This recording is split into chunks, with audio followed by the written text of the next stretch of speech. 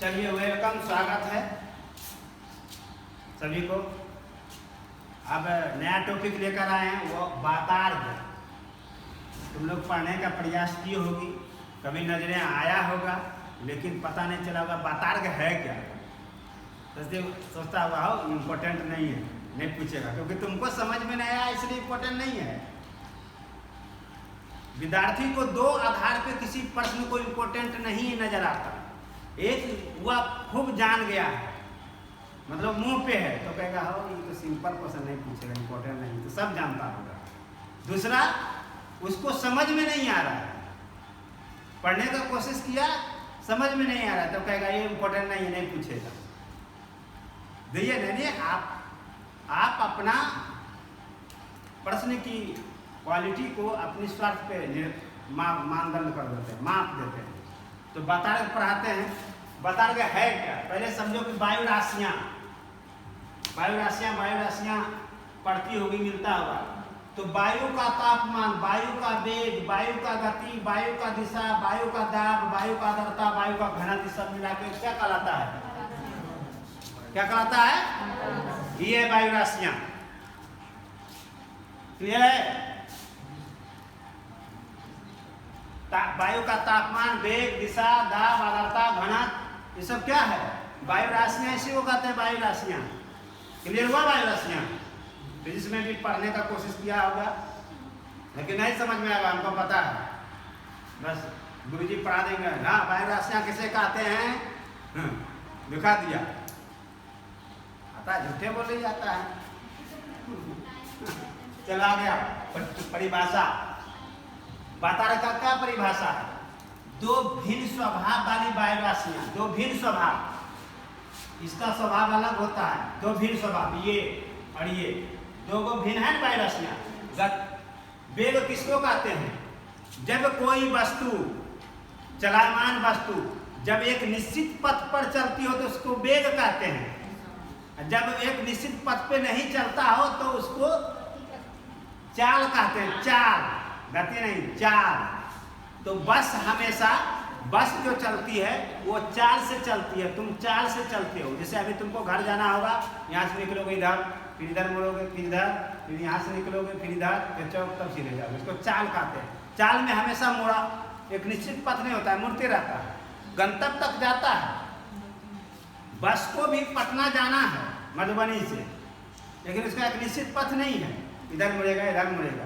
और ट्रेन को भी पटना जाना है मधुबनी से, तो एक निश्चित पथ है किस दिशा में। तो ट्रेन हमेशा वेग से चलती है और बस वगैरह ये सब चाल से चलती है। वायुयान वेग से चलता है। क्लियर हो गया चाल और वेग में परिभाषा?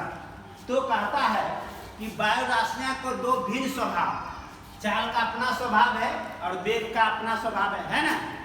दोनों दो भिन्न स्वभाव वाली वायु राशियां के मिलने से, जब मिल जाता है, दोनों मिल जाता है तो ढलुआ निर्मित होता है।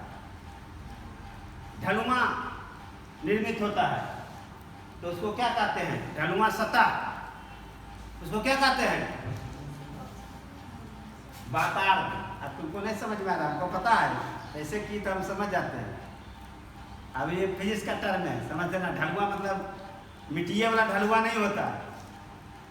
जब दो भिन्न वायु राशियां जो है, चाल में लिख दो, चाल इसी मात्रा है, दो भिन्न स्वभाव है, दोनों मिला तो उसका जो रूप होता है वायुमंडल के अंतर्गत वातार्ध का रूप वो ढलुआ टाइप का हो जाता है। तो उसको क्या कहते हैं? वातार्ध कहते हैं। वायुमंडल में जब दो भिन्न स्वभाव की वायु राशियां जब मिलेगा तो उसका सतह ढलुआ होता है। ऐसे हुआ, ऐसे है, मिला, दोनों जैसे मिला नहीं तो ऐसे होगा नहीं। चाल कहेगा हम शक्तिशाली, वेग कहेगा हम शक्तिशाली, निश्चित है ऐसे होगा। तो ऐसे हुआ तो उसको क्या कहेंगे? वातार्ध। अब क्लियर हुआ? वातार्ध ढलुआ सतह, मिट्टी वाला ढलुआ नहीं, कैसे ढाल ढाल के एकदम ढाल कर देना पहाड़ वाला। ठीक है। दूसरे अर्थों में, जब दो भिन्न प्रकार के मिलने वाली वायु राशियां के मध्य जो सीमा बनाता है, जो अभी बता रहे हैं, जैसे एने से चाल आया, एने से वेग है, दोनों मिला, जरूर यहाँ कोई सीमा होगा कि नहीं? चाल हमेशा नीचे होगा वेग से, वेग अधिक शक्तिशाली होता है चाल से। ऐसे हुआ ना, तो ढलुआ हो गया कि नहीं? चाल नीचे, ये वेग ऊपर, दोनों मिला तो यहाँ कोई सीमा बनता है, तो सीमा को क्या कहते हैं? ये दोनों परिभाषा याद रखना। बतार्क स्थित होता है, कहाँ स्थित होता है बतार्क? हमेशा अल्प वायुदाब द्रोणी में। जहाँ अल्प वायुदाब का द्रोणी बनेगा वहीं बतार्क स्थित होता है। क्लियर है? ऐसे क्या कर रही हो? झूठे? बतार्क स्थित होता है हमेशा अल्प वायुदाब द्रोणी में। बतार्क सबसे अधिक निर्माण होता है कहाँ पे? बतार्क सबसे अधिक निर्माण होता है कहाँ? जहाँ वायु राशियां के तापमान में सबसे अधिक अंतर होगा।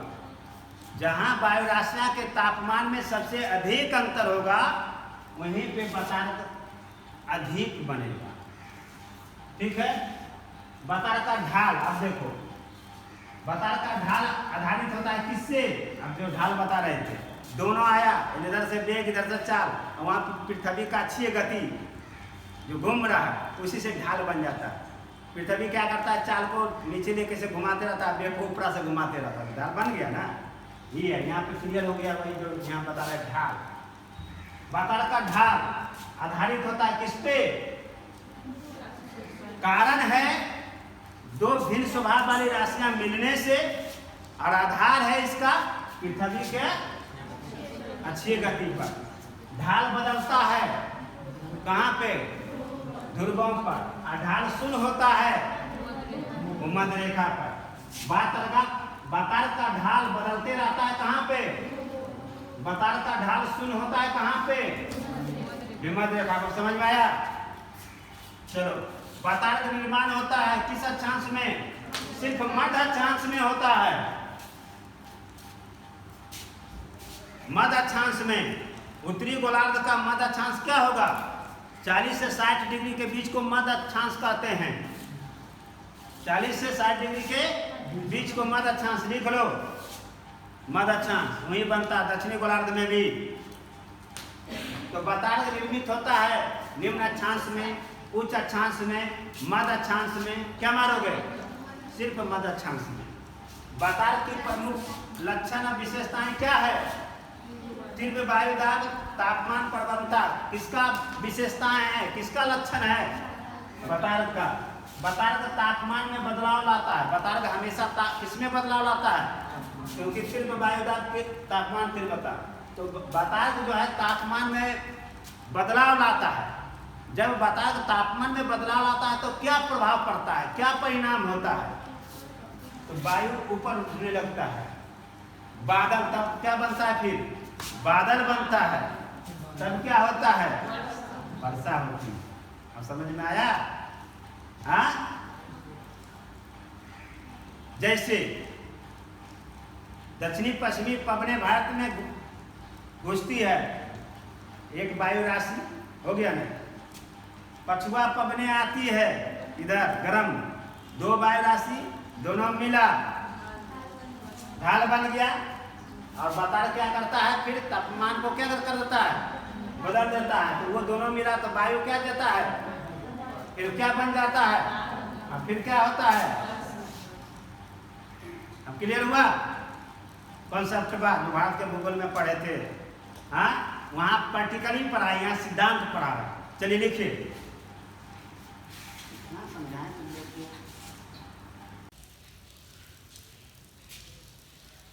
चलिए, बतार्क का प्रकार, 4 प्रकार का बतार्क होता है। शीत बतार्क, उष्ण बतार्क, अधिदिष्ट बतार्क, अचर या स्थायी बतार्क। ठीक है? अस्थायी बतार्क को ही अचर बतार्क कहते हैं। बतार्क शीत बतार्क किसको कहते हैं? इसका परिभाषा समझो पहले, तब लिखना। जब शीतल एवं भारी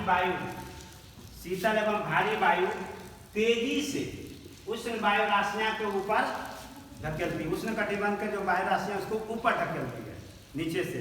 ये नीचे रहता है शीत बात, ऊपर ढकेलती है, भाई ऊपर चलो, उसको क्या कहते हैं? शीत बतार्क कहते हैं। जब शीतल एवं भारी वायु तेजी से उष्ण वायु राशियां को ऊपर ढकेलता है तो उसे शीत बतार्क कहते हैं। इसका ढाल सबसे अधिक होता है कहाँ पे? पूछेगा। इसका सबसे अधिक ढाल होता है किस बतार्क का? सबसे अधिक ढाल होता है, सॉरी, शीत बतार्क का। किस बतार्क का सबसे अधिक ढाल होता है? शीत बतार्क का।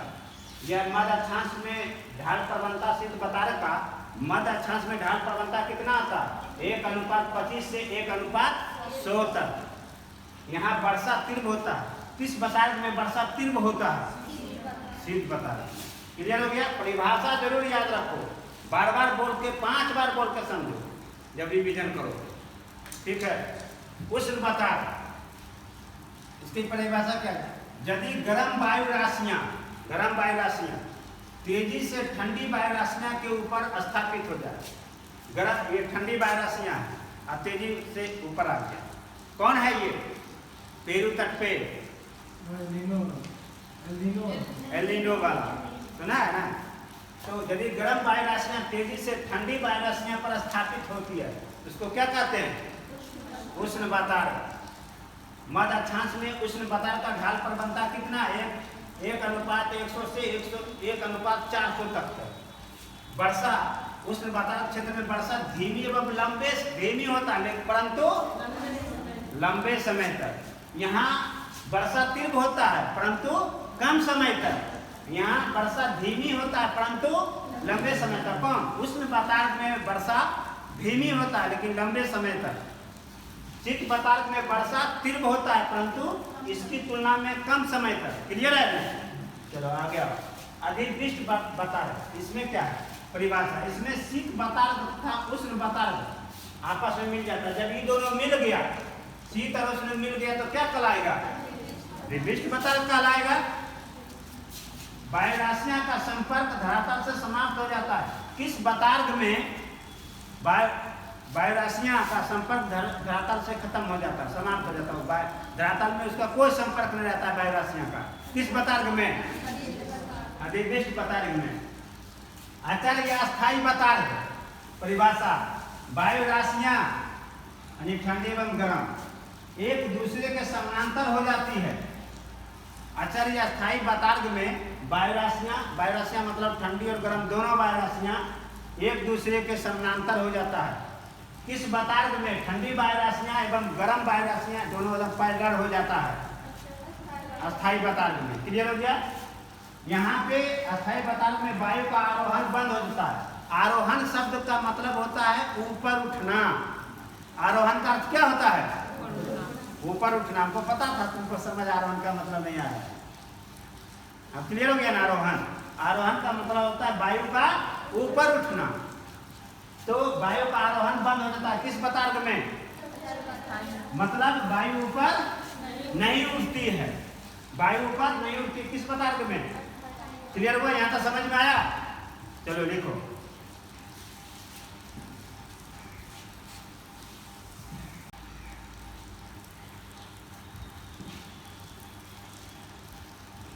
बतारक प्रदेश या क्षेत्र। बतारक प्रदेश या क्षेत्र, 3 क्षेत्र है बतारक का। एक का है आर्कटिक बतारक प्रदेश, दूसरा है ध्रुवीय बतारक प्रदेश और तीसरा है उष्णकटिबंधीय बतारक प्रदेश। क्लियर हो गया? आर्कटिक बतारक प्रदेश, आर्कटिक मतलब हुआ उत्तरी ध्रुव, अंटार्कटिक मतलब हुआ दक्षिणी ध्रुव। क्लियर है ना? तो आर्कटिक बतारक प्रदेश का संबंध है उत्तरी ध्रुव से और अंटार्कटिक बतारक प्रदेश का संबंध है दक्षिणी ध्रुव से। तो अंटार्कटिक क्षेत्र में बतारक प्रदेश नहीं बनता। क्लियर हो गया ना? कॉन्सेप्ट में क्लियर हुआ?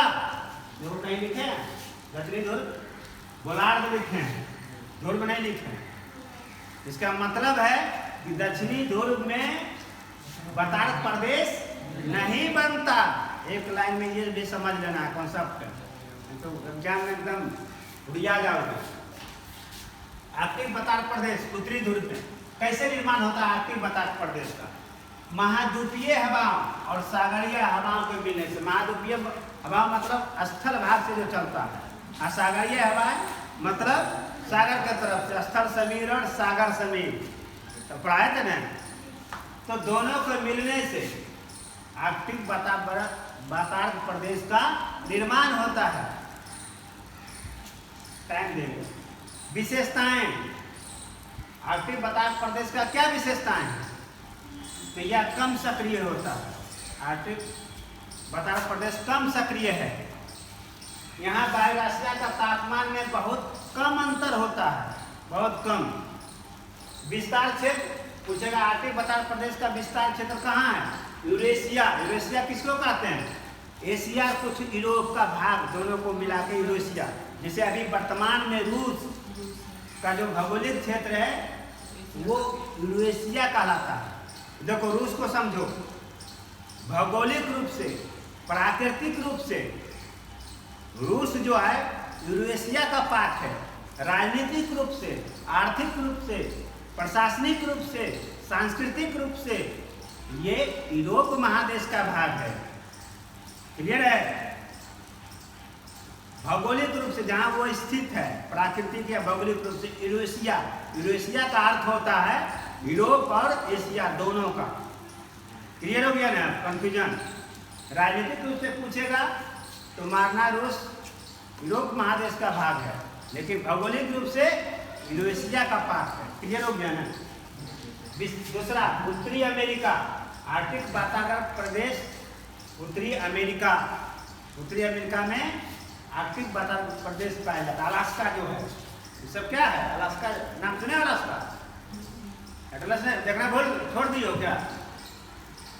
आ गया ध्रुवीय वातावरण प्रदेश उत्तरी ध्रुव। तुम्हारा उदासी का क्या कारण है? आजकल बहुत उदास रहती हो। ठीक है, सुनते रहता है, फेविक्विक है, सब जोड़ लो। निर्माण ध्रुवीय वातावरण प्रदेश उत्तरी ध्रुव में है। निर्माण ध्रुवीय ठंडी। अगर किसी का टूटा तो चापाकल में कूद के जान दे सकते हो, कोई दिक्कत नहीं है। नहीं तो फेविक्विक है, फेविकॉल हम ला देंगे, जो लेना। ठीक है, चलो आ गया। ध्रुवीय वातावरण प्रदेश उत्तरी ध्रुव, इसका भी संबंध किससे है? उत्तरी ध्रुव से। निर्माण ध्रुवीय ठंडी वायुराशियां और उष्णकटिबंधीय गर्म वायुराशियां। उष्णकटिबंधीय में हमेशा प्रमुखता से गर्म वायुराशियां चलती है। क्लियर हो गया? उष्णकटिबंधीय प्रदेश में कैसी वायुराशियां? गर्म। जो है नाम सुने हो, हमबोल्ट, ये सब नाम सुने, उसी को वायुराशियां कहते हैं। वायु जलधारा हम पढ़ाए हुए हैं वर्ल्ड ज्योग्राफी, तुम देखना वीडियो में, हम बहुत अच्छे से इंपॉर्टेंट पढ़ा दिए, समझा दिए कैसे बहता है, बहने का क्या कारण है। देखता ही नहीं हो, देखते ही नहीं हो। ध्रुवीय ठंडी वायुराशियां तथा उष्णकटिबंधीय गर्म वायुराशियां के मिलने से क्या बनता है? ध्रुवीय वातावरण प्रदेश। ठीक है, विशेषताएं ध्रुवीय वातावरण प्रदेश की क्या विशेषताएं? तो वातावरण अधिक सक्रिय होता है। ध्रुवीय वातावरण प्रदेश में वातावरण कब अधिक सक्रिय होता है? किस ऋतु में?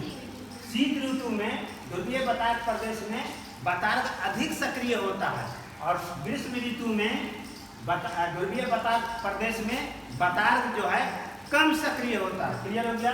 इसका विस्तार क्षेत्र ध्रुवीय वातावरण प्रदेश का विस्तार क्षेत्र किधर है? अंटार्कटिक महासागर। अंटार्कटिक महासागर तो उत्तरी ध्रुव में है, दक्षिणी ध्रुव में नहीं है। उत्तरी प्रशांत महासागर उत्तरी ध्रुव में है। क्लियर है ना? चलो ठीक है। तो पूछेगा ध्रुवीय वातावरण प्रदेश का, या पूछेगा अंटार्कटिक महासागर पाया जाता है, और ऑप्शन रहेगा ये तीनों। क्या मारोगे? उत्तरी प्रशांत महासागर पाया जाता है ध्रुवीय वातावरण प्रदेश में। पूछेगा यूरेशिया पाया जाता है, रूस पाया जाता है, उत्तरी अमेरिका। क्लियर हो गया यहाँ तक? अब अतः उष्णकटिबंधीय वातावरण प्रदेश या उत्तरी गोलार्ध एवं दक्षिणी गोलार्ध दोनों में पाया जाता है। 0 डिग्री से उत्तर उत्तरी गोलार्ध, 0 डिग्री से दक्षिण विषुवत रेखा के। तो ये अंतः उष्णकटिबंधीय वातावरण प्रदेश उत्तरी एवं दक्षिणी गोलार्ध में पाया जाता है। निर्माण, इसका निर्माण कैसे होता है? निम्न दाब पर उत्तर पूर्व तथा दक्षिण पूर्व व्यापारिक पवने के मिलने से। पढ़ाए थे मानसून दक्षिणी व्यापारिक पवने जो मिलता है तो क्या बनता है? अंतः उष्णकटिबंधीय क्षेत्र नहीं बनता, जो कि सकता है IPCZ। तो पढ़ाए हुए हैं। विस्तार क्षेत्र भूमध्य सागरीय न्यून भार पेटी में। पूछेगा अंतः उष्णकटिबंधीय वातावरण प्रदेश का विस्तार क्षेत्र कहाँ है? भूमध्य सागरीय न्यून भारी पेट में, भारी पेटी में, पेट में नहीं। भारत में भी कहाँ पे? मध्य गंगा घाटी क्षेत्र में आता है ना, किसक के जुलाई महीना में मतलब बिहार भी पूछेगा बिहार किस बतार प्रदेश में, क्या मानिएगा? अंता उसने कटिबंधीय बतार प्रदेश में। भारत किस बतार प्रदेश में है? अंता उसने कटिबंधीय बतार प्रदेश में। विस्तार क्षेत्र भूमध्य सागरीय न्यून भारी पेटी। जुलाई के महीना में IPCZ कहाँ चलता खिसक है, जिसको मानसूनी विस्फोट करते हैं, मानसूनी गर्त जिसको कहते हैं, गंगा में, मध्य गंगा घाटी क्षेत्र में नहीं होता है। कितना डिग्री? 25 डिग्री। हाँ मास्टर है। भूमध्य सागरीय न्यून भारी पेटी पर, भूमध्य सागरीय न्यून भारी पेटी पर क्या होता है? ग्रीष्म ऋतु में बतार किधर खिसकता है? उत्तर की ओर खिसकता है। क्या? बतार मतलब IPCZ। हाँ समझ में आ रहा, हमको पता चल गया। शीत ऋतु में बतार दक्षिण की ओर खिसकता है, मतलब IPCZ। क्यों खिसकता है तो पता है। जैसे हाथी आया, हाथी आया ऐसे क्या समझना, नहीं समझना, एकदम कंफर्म रहो। हम 500% गारंटी के साथ बोलेंगे। उसको दिल नहीं लग रहा, उसका दिमाग कहीं और है। चलिए, तो ये था बतार। बतार का हमने विभिन्न चीजें बता दिया, आपको समान जानकारी बता दिया, परिभाषा बता दिया।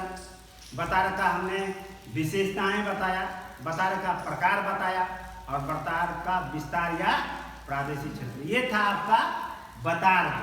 अब अगला क्लास में पढ़ाएंगे चक्रवात और प्रति चक्रवात।